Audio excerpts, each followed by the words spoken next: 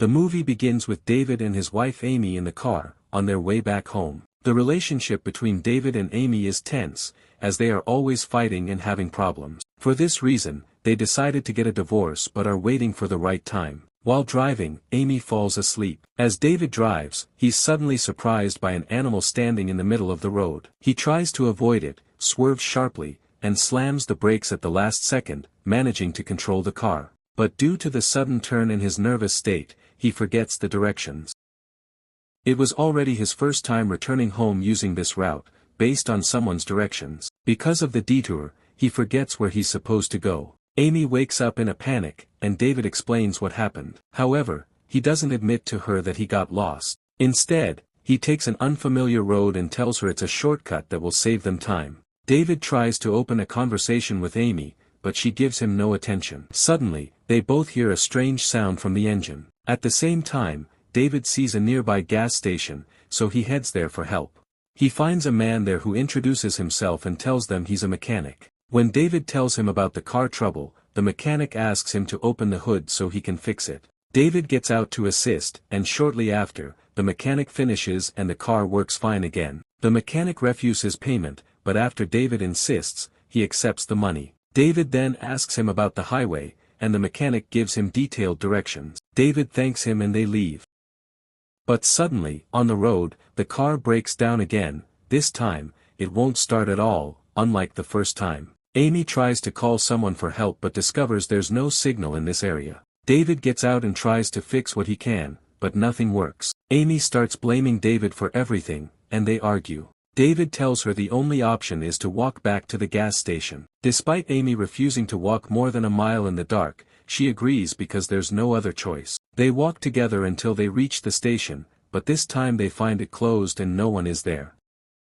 Amy suggests going back to the car and waiting for another car to pass for help, but David refuses and tells her he saw a small hotel near the station. He thinks someone at the hotel might be able to contact the mechanic for help. Amy agrees, and they go together to the hotel. They enter the reception area but find no one. Suddenly, they hear screaming and crying from the staff room. They become frightened, and Amy tells David they should leave. But David refuses and calls out to see if anyone is there. Then Mason, the hotel manager, appears and introduces himself. David immediately asks about the screaming. Mason enters the room, comes out holding a remote, and after the sound stops, says he was just watching something for fun.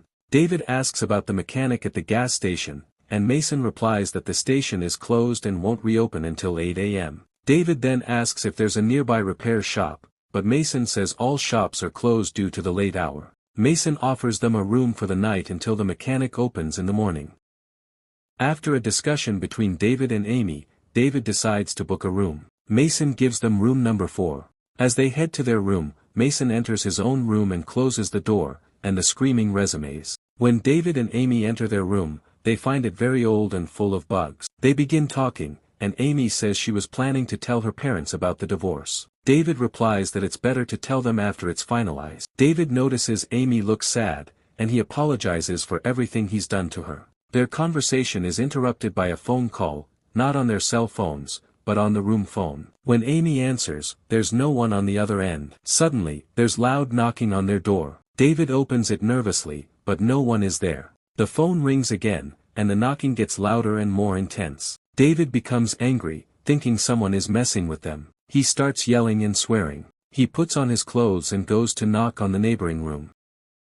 When no one answers, he tells Amy to stay in the room and lock the door. He goes to speak to Mason and tells him that someone in the next room keeps knocking and disturbing them. Mason is surprised and tells him there are no other guests in the hotel. No one is in the surrounding rooms at all. When David insists that someone is bothering them, Mason says he'll open the room to check himself. Before returning to the room, David notices 2 guns hanging on the reception wall. He returns to Amy and tells her Mason is handling the situation, but Amy insists they should leave the creepy place and go back to the car. David refuses again, saying he's tired and wants to rest. They'll fix the car and leave in the morning. David turns on the TV to watch something for distraction, but to their horror, it shows torture and murder videos. At first, David thinks it's just horror movie footage. But the real shock is that the torture and murder are happening in the exact same room they are in. David quickly calls Amy and shows her the videos, asking if this is the same room. They both confirm it is.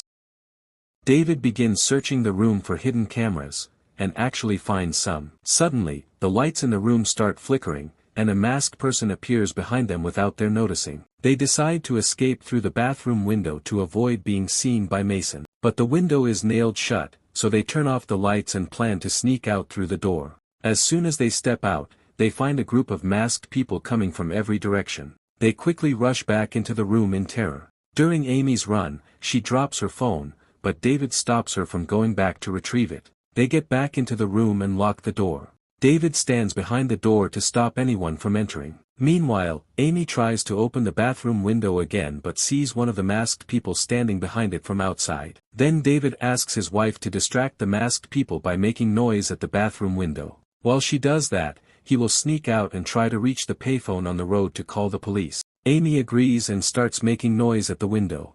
David sneaks out quietly and manages to reach the payphone.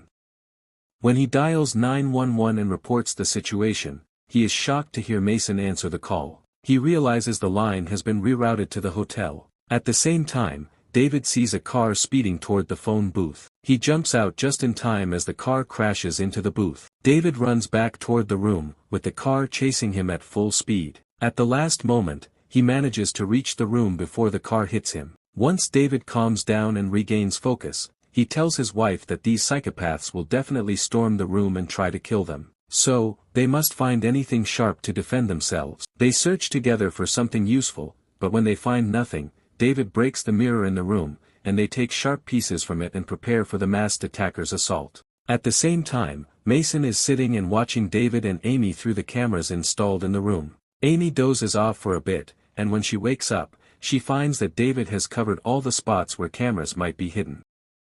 She sees David watching the torture and murder tapes recorded by the masked men. He tells her that he's looking for any mistakes or recurring patterns in the masked men's behavior so they can better defend themselves. He mentions that in every tape, there's always one masked man who enters from the bathroom area and attacks the victim. So, they both go into the bathroom, trying to figure out where the masked man comes from each time. And they actually discover a hidden tunnel in the bathroom floor. That's how the masked man always gets in. Suddenly, while talking in the hallway, they hear a car outside.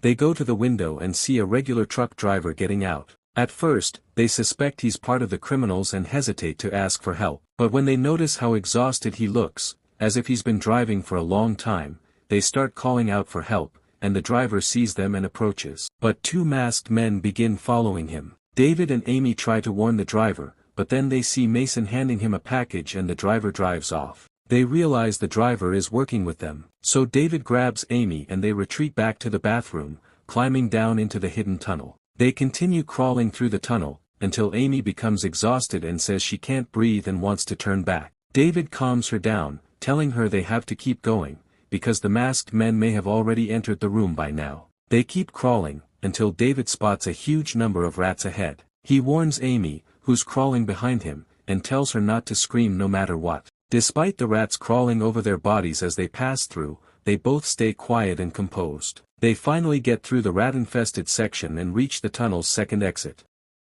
When they emerge from the other end, they find themselves in Mason's room, the very room used to monitor all areas of the motel.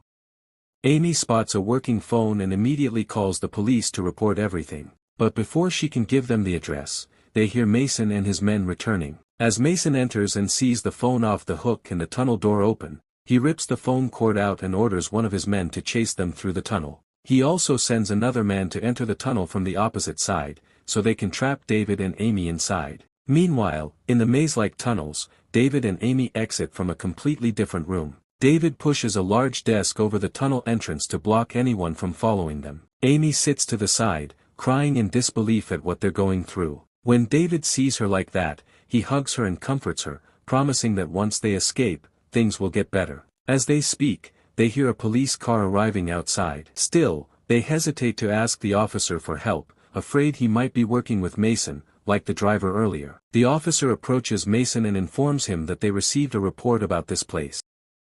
Mason claims he has no guests today, but the officer insists on inspecting the motel. Mason becomes nervous and says he'll fetch the room keys. The officer begins walking around and notices that room 4 is open. He goes in, sees the secret tunnel, and also discovers the torture and murder footage. The officer rushes out, frightened and with his gun drawn. At the same time, one of the masked men tries to move the desk blocking the tunnel to get to David and Amy. David and Amy try to keep the desk in place to stop them. Amy sees the officer and notices the fear on his face, realizing he is not one of Mason's men. She tells David they have to go to the officer before he leaves. They run out of the room toward the officer and explain everything, begging for help. He tells them to get into his car quickly. He gets in and tries to drive, but the car won't start. He rushes out to fix the issue, but one of the masked men attacks and kills him.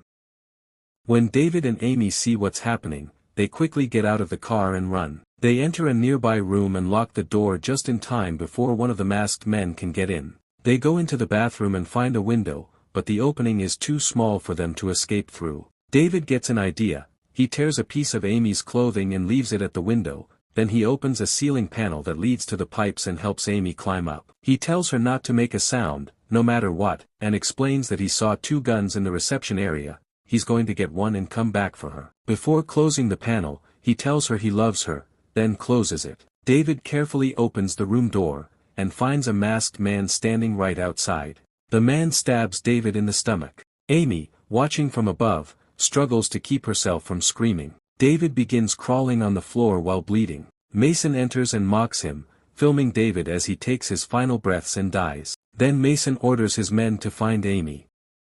They fall for David's trick, thinking Amy escaped through the bathroom window. They all leave the room to search for her outside. Meanwhile, Amy starts sobbing loudly for David, and eventually falls asleep from sheer grief. The next morning, Amy wakes up, opens the ceiling panel, and climbs down. As soon as she sees David's body, she goes to say goodbye. Suddenly, a masked man attacks her from behind. She quickly runs out of the room. She finds a car parked outside, jumps in, and manages to start it without the keys. But one of the masked men climbs in through the roof and tries to steer the car toward the motel to cause a crash. In the crash, both Amy and the masked man are injured. They also hit and kill another of Mason's men who was running nearby. 2 of Mason's men die in the crash. When Amy gets out of the car, wounded, she realizes that one of the people who died in the crash is the mechanic who helped them earlier. Suddenly, Mason appears, coming at her to attack. She runs into the reception area and tries to use the phone to call someone, but it doesn't work.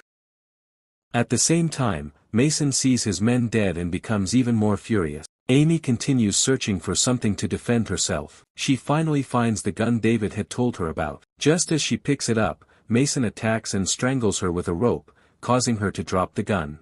After a fierce struggle, Amy manages to grab the gun at the last second and shoots Mason, killing him. Then she returns to say goodbye to David, and miraculously, she finds he's still alive, though in very critical condition. Amy searches for the phone cord and finds it in Mason's pocket. She calls the police and tells them what happened. She sits beside David to comfort him, until the police and paramedics arrive and save both of them from this nightmare. The movie ends. If you enjoyed the movie, don't forget to subscribe to the channel and like the video.